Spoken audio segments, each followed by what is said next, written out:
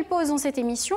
Retour sur les journées vénitiennes de l'industrie et de l'emploi où étaient réunis le Pôle emploi, les formateurs, les employeurs et bien sûr la relève. C'est dans la salle Irène Joliot-Curie à Vénissieux que la ville organisait le 21 mars dernier ses journées vénitiennes de l'industrie et de l'emploi. Cette initiative qui en est à sa 8e édition faisait écho à la Semaine nationale de l'industrie et avait un double objectif. Proposer aux demandeurs d'emploi des offres dans le domaine industriel et montrer l'évolution des métiers industriels. Même si les recruteurs sont en baisse depuis 2008, des postes étaient à pourvoir et accessibles dans une large palette d'entreprises. Nous avons à la fois des grands groupes, type Renault Trucks, ERDF, Eiffel Industrie, mais nous avons aussi des petites entreprises.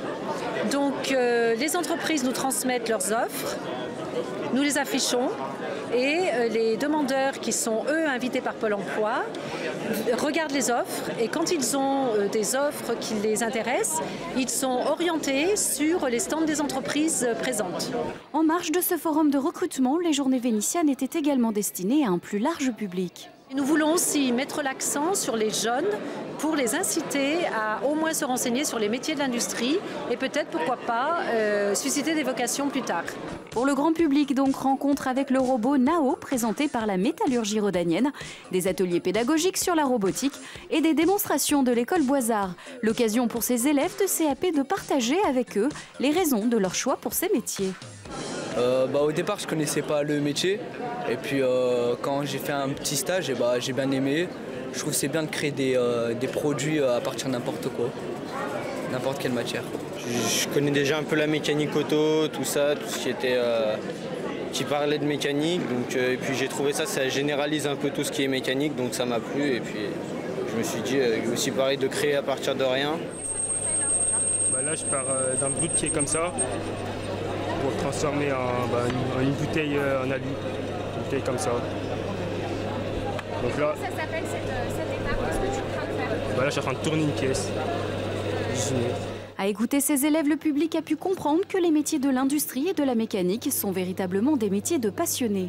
Beaucoup de rigueur, de l'amour du travail, la précision,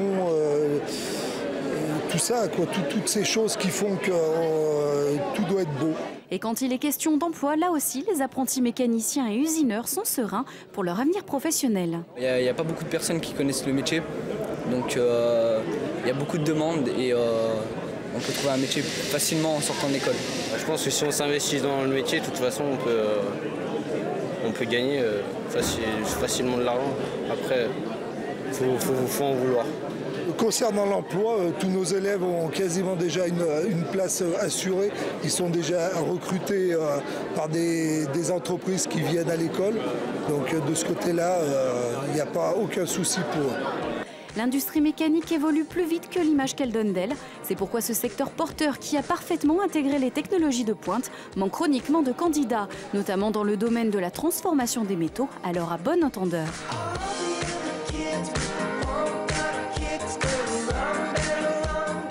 Pour les personnes qui seraient intéressées par les métiers de l'industrie, également des sites internet à vous divulguer, sites de recrutement pour l'industrie. Donc il y a le site de l'UEMM. On va demander en régie de pouvoir mettre cette infographie, s'il vous plaît, pour qu'on puisse voir ces métiers-là.